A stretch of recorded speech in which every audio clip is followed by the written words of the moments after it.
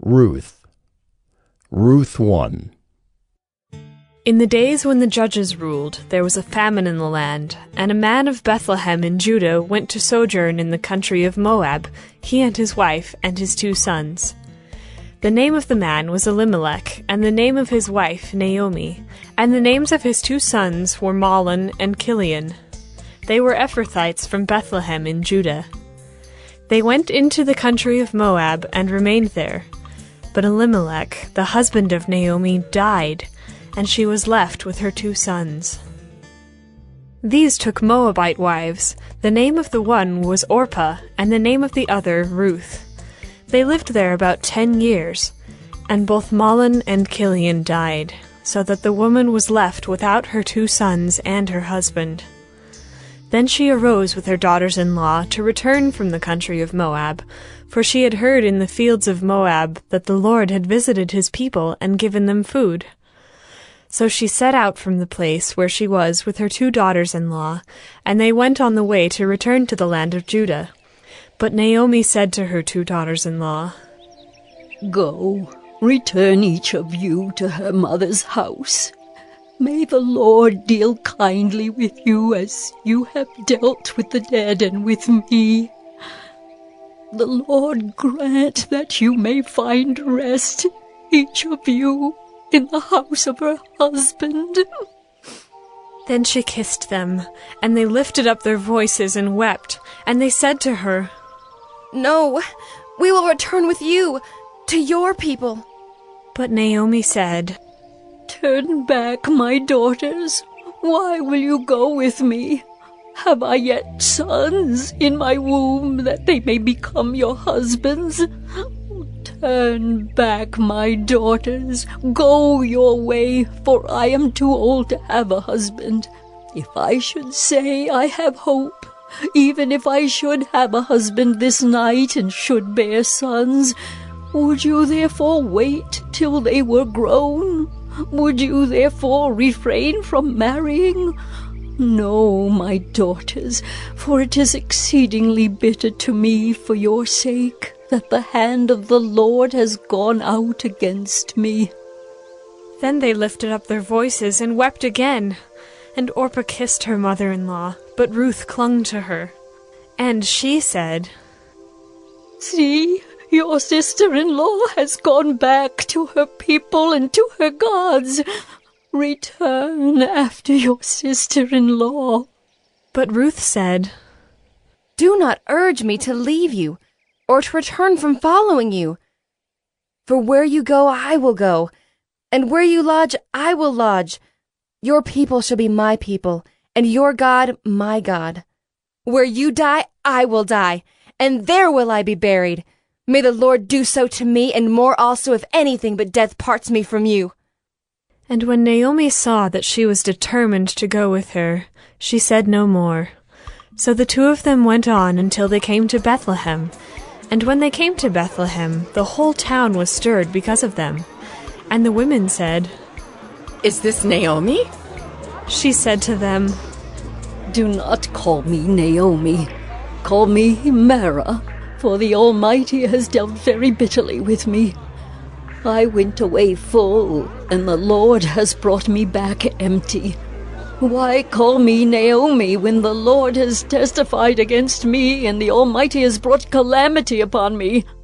So Naomi returned, and Ruth the Moabite, her daughter-in-law, with her, who returned from the country of Moab.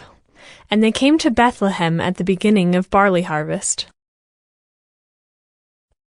Ruth 2.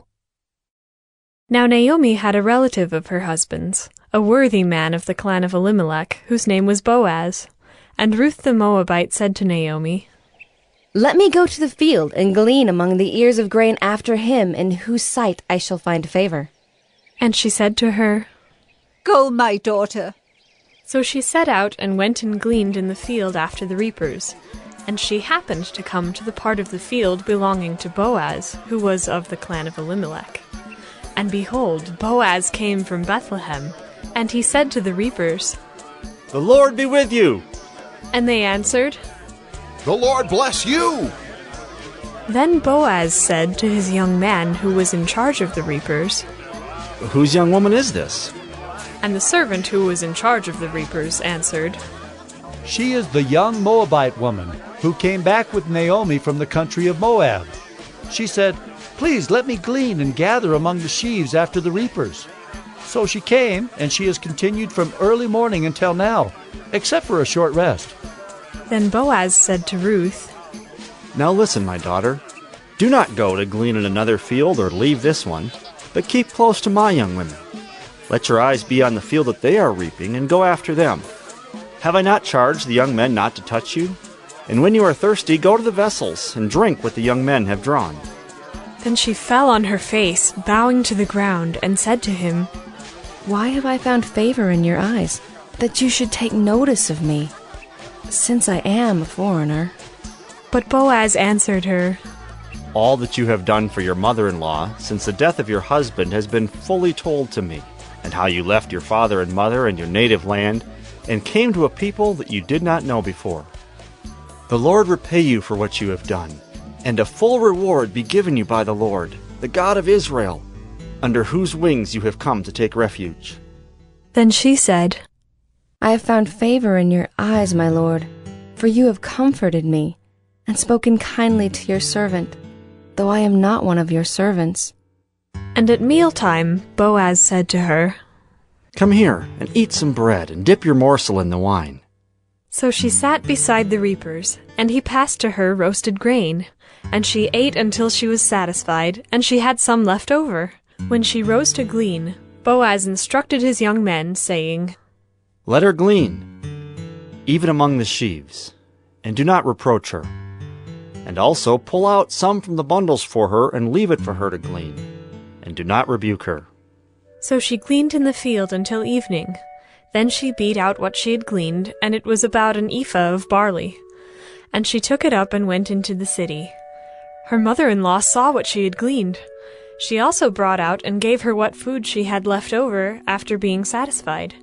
And her mother-in-law said to her, Where did you glean today, and where have you worked? Blessed be the man who took notice of you. So she told her mother-in-law with whom she had worked, and said, The man's name with whom I worked today is Boaz. And Naomi said to her daughter-in-law, May he be blessed by the Lord, whose kindness has not forsaken the living or the dead. Naomi also said to her, The man is a close relative of ours, one of our redeemers. And Ruth the Moabite said, Besides, he said to me, You shall keep close by my young men until they have finished all my harvest. And Naomi said to Ruth, her daughter-in-law, It is good, my daughter, that you go out with his young women, lest in another field you be assaulted. So she kept close to the young women of Boaz, gleaning until the end of the barley and wheat harvests. And she lived with her mother-in-law. Ruth 3. Then Naomi, her mother-in-law, said to her, My daughter, should I not seek rest for you, that it may be well with you? Is not Boaz our relative, with whose young women you were?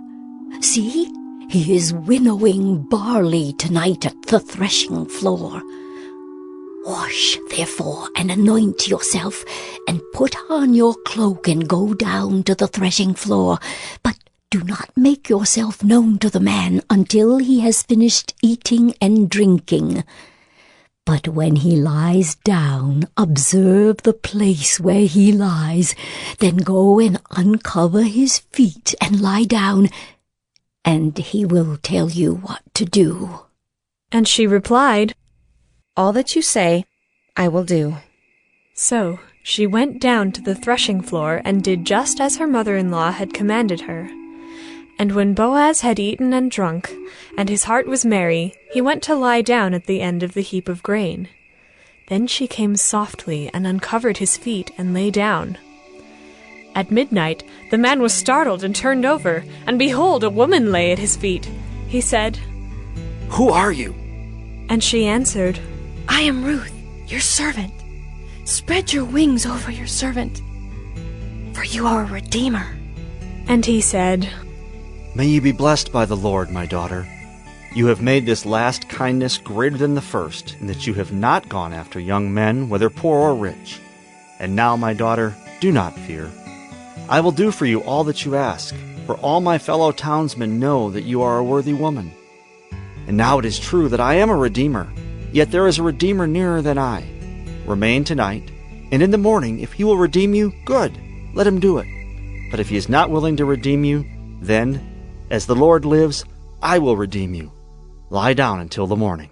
So she lay at his feet until the morning, but arose before one could recognize another. And he said, Let it not be known that the woman came to the threshing floor. And he said, Bring the garment you are wearing, and hold it out. So she held it, and he measured out 6 measures of barley and put it on her. Then she went into the city. And when she came to her mother-in-law, she said, How did you fare, my daughter? Then she told her all that the man had done for her, saying, These 6 measures of barley he gave to me, for he said to me, You must not go back empty-handed to your mother-in-law. She replied, Wait, my daughter, until you learn how the matter turns out, for the man will not rest, but will settle the matter today. Ruth 4. Now Boaz had gone up to the gate and sat down there. And behold, the Redeemer, of whom Boaz had spoken, came by. So Boaz said, Turn aside, friend. Sit down here. And he turned aside and sat down. And he took 10 men of the elders of the city and said, Sit down here. So they sat down. Then he said to the Redeemer, Naomi, who has come back from the country of Moab, is selling the parcel of land that belonged to a relative, Elimelech. So I thought I would tell you of it and say, Buy it in the presence of those sitting here and in the presence of the elders of my people. If you will redeem it, redeem it. But if you will not, tell me, that I may know. For there is no one besides you to redeem it, and I come after you. And he said, I will redeem it.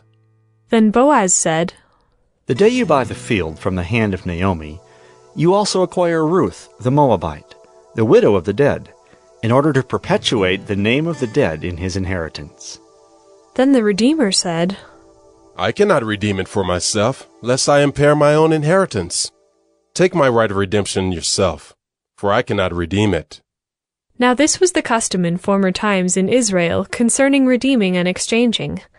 To confirm a transaction, the one drew off his sandal and gave it to the other, and this was the manner of attesting in Israel. So when the Redeemer said to Boaz, Buy it for yourself, he drew off his sandal. Then Boaz said to the elders and all the people, You are witnesses this day that I have bought from the hand of Naomi all that belonged to Elimelech, and all that belonged to Chilion and to Mahlon. Also Ruth the Moabite, the widow of Mahlon, I have bought to be my wife, to perpetuate the name of the dead in his inheritance, that the name of the dead may not be cut off from among his brothers and from the gate of his native place. You are witnesses this day. Then all the people who were at the gate and the elders said, We are witnesses. May the Lord make the woman who is coming into your house like Rachel and Leah, who together built up the house of Israel. May you act worthily in Ephrathah and be renowned in Bethlehem. And may your house be like the house of Perez, whom Tamar bore to Judah, because of the offspring that the Lord will give you by this young woman. So Boaz took Ruth, and she became his wife. And he went in to her, and the Lord gave her conception, and she bore a son. Then the women said to Naomi, Blessed be the Lord, who has not left you this day without a redeemer, and may his name be renowned in Israel. He shall be to you a restorer of life, and a nourisher of your old age. For your daughter-in-law who loves you, who is more to you than 7 sons, has given birth to him. Then Naomi took the child and laid him on her lap and became his nurse. And the women of the neighborhood gave him a name, saying, A son has been born to Naomi. They named him Obed. He was the father of Jesse, the father of David. Now these are the generations of Perez. Perez fathered Hezron. Hezron fathered Ram. Ram fathered Amminadab. Amminadab fathered Nahshon. Nahshon fathered Salmon. Salmon fathered Boaz. Boaz fathered Obed. Obed fathered Jesse. And Jesse fathered David.